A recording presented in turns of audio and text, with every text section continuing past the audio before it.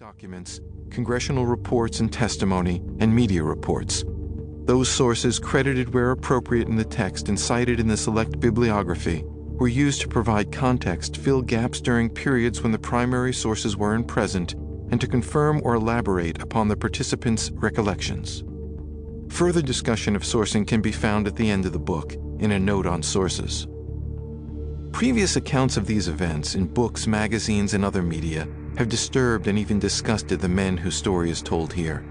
Versions with fictionalized dialogue, imaginary incidents, false or exaggerated claims, and sensationalized allegations serve no purpose other than to inflame and obfuscate. The goal of the real security team members is to recount the Battle of Benghazi through as transparent a lens as possible. They and the family of a sixth operator have a financial stake in this book, but their only editorial demand was that the story be told truthfully. It would be folly to think that this or any other account would be the last word on events with such wide-ranging implications. But after so many words have already flowed, with many more to come, consider it the first word directly from the battlefield, from men who know from hard experience and seared memories what actually happened during those harrowing 13 hours. Prologue. A bloodthirsty mob bore down on the United States' poorly defended diplomatic post in Benghazi, Libya.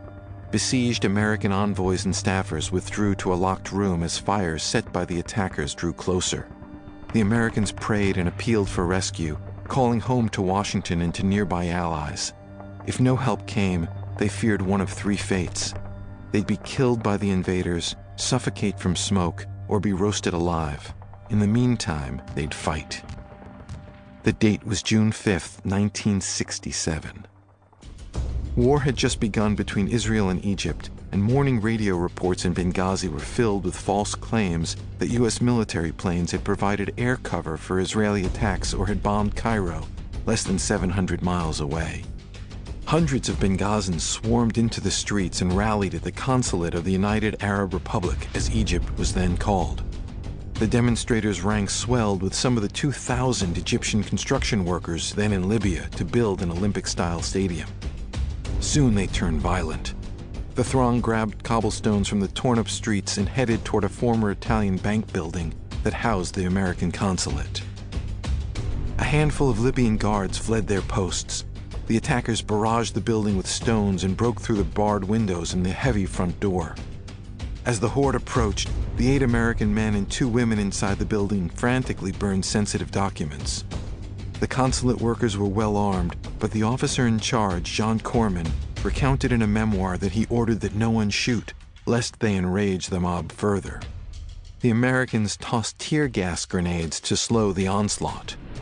Cornered, they met their enemies with rifle butts and axe handles, then retreated up a wide marble staircase. They took refuge in a second-floor vault used as the consulate's communications hub.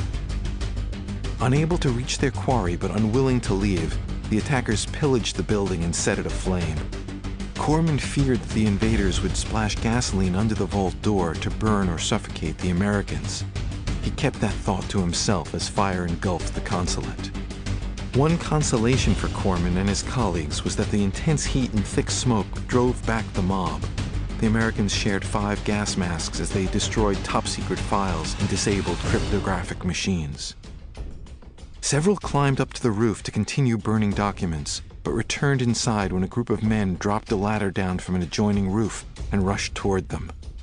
Unable to reach the consulate workers, the attackers cut the halyard that hoisted the American flag on a rooftop pole, allowing it to hang limp down the front of the building. A U.S. Army captain asked Corman's permission to re-raise the flag.